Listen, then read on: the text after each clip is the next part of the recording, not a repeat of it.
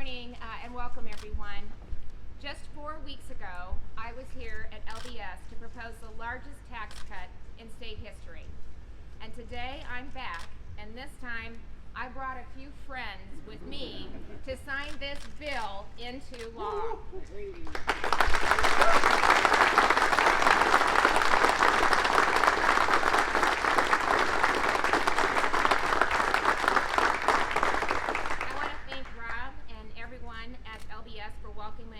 Welcoming us back. You know, today is a great day for the state of Iowa as we dramatically reform Iowa's tax system for the better and make our state one of the most competitive in the nation. I want to thank Majority Leader Whitver, Speaker Grassley, Representative Pine, Senator Dawson, and the entire legislature for their partnership on this historic bipartisan bill. Even though our plans proposed different approaches, they shared a common goal, keeping more money in the pockets of hardworking Iowans, and in doing so, promoting the prosperity of every Iowan. And today, we're delivering on that promise.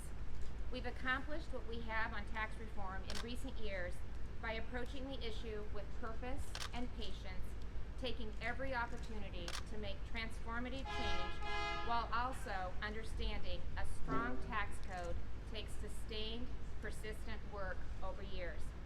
And that approach isn't changing anytime soon. When I took office, Iowa's income tax rate was almost 9%, the sixth highest in the nation. I believed Iowans deserve better. In fact, we all believed Iowans deserved better.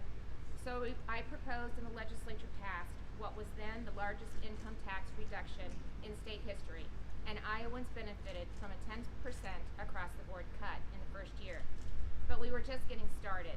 Last year, amid continued strong economic performance, even while managing the pandemic, Iowa took another historic step forward by enacting an additional $400 million in tax cuts that phased out the inheritance tax, eliminated the mental health property tax levy, and expanded the beginning farmer tax credit. Even after significant tax cuts and historic investments last year, we were still over-collecting on Iowans. There's never been a better time in Iowa for bold, sustainable tax reform, and that's exactly what today's bill represents. It rewards working Iowans with a 3.9% flat and fair income tax, saving them nearly $500 million in the first year alone, and $1.7 billion when fully enacted. It supports our retirees who have worked and saved all their lives by eliminating state taxation of retirement income and provides options for retired farmers. We can accelerate economic growth with a corporate tax rate that's competitive. In a responsible way, we're maximizing opportunities for workers by making Iowa more attractive to investment and world-class employers. We're sending a very clear message to the rest of the country that Iowa is open for business. All this while still protecting state priorities like education and public safety. It also reinforces Iowa's economy at a time when bad policy from DC is generating real headwinds, whether it's soaring inflation or persistent supply chain issues. These growth-oriented tax cuts will help us weather the storm and come out stronger on the other side. So before signing the bill, I'd like to invite Leader Whitver and Speaker Grassley to say a few words. Well, thank you, Governor, and good morning, everyone. This is a historic day in Iowa as the governor signs the largest income tax cut in state history. Republicans in Iowa are keeping the promise that we made to Iowans.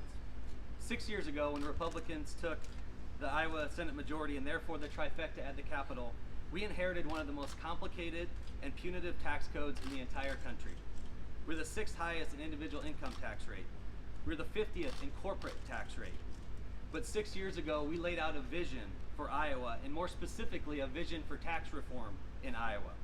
A vision where Iowa is a state that encourages work and encourages investment. A vision where retirees stay in Iowa to be close to their kids and grandkids. A vision of a tax code that is simple, flat, and fair to Iowa taxpayers. House File 2317 brings that vision to life. This bill reduces the individual income tax rate in Iowa to the fourth lowest rate in the country. It eliminates taxes on retirement income in Iowa and it begins to reform our outdated and job-killing corporate tax code. In this post-pandemic economy, competition is fierce for jobs and workers, and this bill will ensure that Iowa will compete for those jobs and those workers. This bill is the result of the hard work of so many people, and I want to thank Senator Dawson, our Ways and Means Chair in the Senate, spent hundreds of hours through the summer and fall on tax policy to make us more competitive. So thank you for your work to get this done. Speaker Grassley and Representative Hine, thank you for making it a priority on the House side. And Governor Reynolds, thank you for your leadership on tax reform. You've been governor 5 years. This is the third time we've done the historic bill signing, but it wouldn't happen without you and the Lieutenant Governor in your office, so thank you for that. So more importantly, today when the Governor signs House File 2317, we will be making good on our promise to Iowans, a promise that when we overcollect your tax dollars, we are going to return that in the form of permanent, sustainable tax reductions in Iowa. Today's a great day in Iowa, and it's a great day for Iowa taxpayers. Thank you all for coming. We look forward to seeing this vision become reality.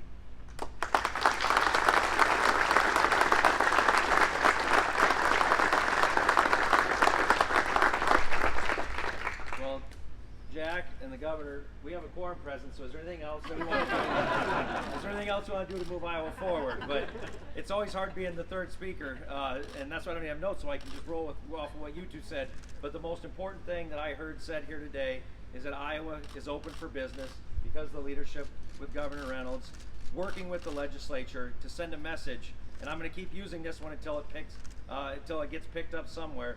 But Iowa is the freedom capital of the heartland, and bills like this send a message all across the country that when we make a commitment as Senate Republicans, House Republicans, and the governor, we all came into session, this is what we wanted to achieve, standing here today.